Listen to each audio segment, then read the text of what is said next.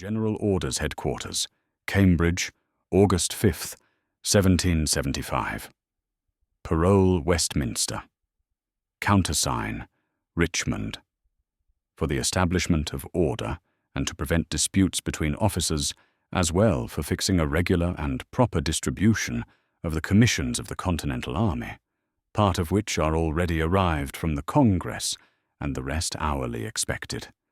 It is ordered that a meeting of the field officers of each brigade be held tomorrow morning at 8 o'clock, as near as may be to the centre of the encampment of each brigade, who are to choose by ballot one out of their body to represent them in forming a court for the adjustment and final settlement of the rank of the regiments of the Continental Army and numbering of each regiment accordingly.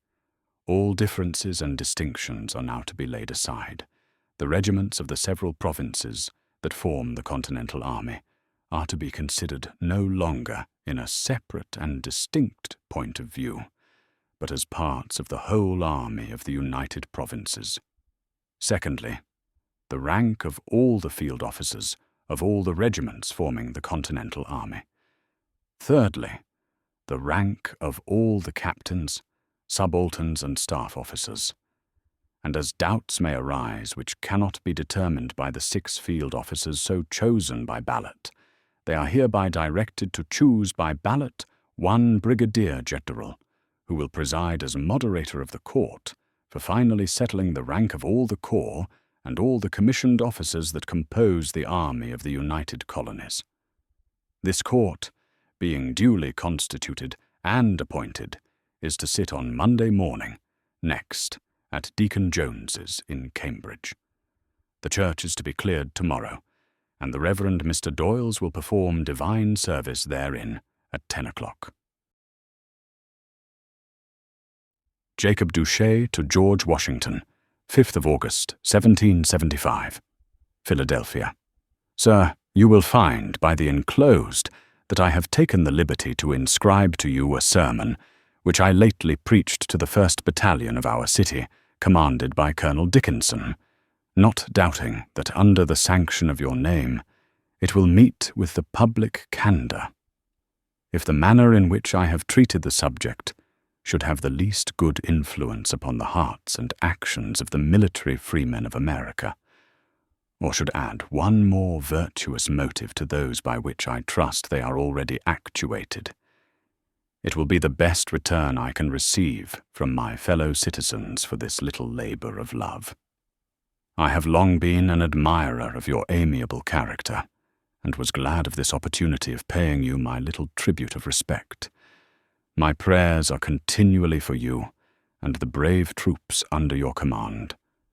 O my dear General, would to God a speedy and happy reconciliation could be accomplished without the effusion of one more drop of valuable blood.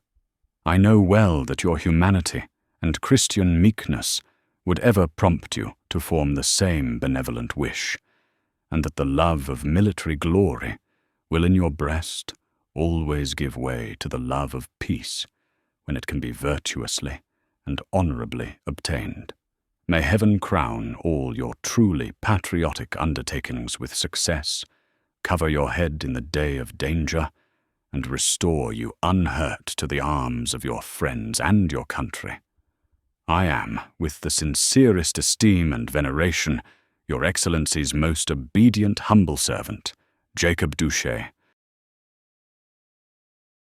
George Washington to James Otis, Senior, 5th of August, 1775. Headquarters, Cambridge. Sir, the bearer, Colonel Baldwin, has this morning reported that, among others out of Boston, the barrack master's wife came yesterday and is now detained at Malden. As there may be inconveniences from persons being suffered indiscriminately to go through the country, many of whom are undoubtedly disaffected to the public interest, I have caused a court of inquiry to sit upon several. But the business multiplies so fast, and we are so much strangers to the characters and conduct of many, that I would wish to put it on some more proper footing, especially as it takes several field officers every day from their duty. You will please, sir, to lay this matter before the General Court, that they may either appoint some proper persons more competent to this business, or take such other steps as shall appear to them likely to remedy this mischief. Colonel Baldwin is referred to the General Court for directions respecting Mrs. Goldthwaite. I have the honour to be, sir, your most obedient, humble servant, George Washington. James Warren to George Washington, 5th of August, 1775, Watertown, Massachusetts. Sir, I am just informed that Mr. Benjamin Hitchburn, a young gentleman from Philadelphia, has been intercepted by a captain of one of the men of war at Newport, who took from him 2 letters to your Excellency and 1 to me. What they contained I cannot say. They have sent him a prisoner to Boston, and the bearer says he is now in jail there. I could wish any method could be devised for his liberation. He is a native of Boston, and by profession a lawyer. I am, sir, with the greatest respect, your Excellency's most obedient humble servant, James Warren,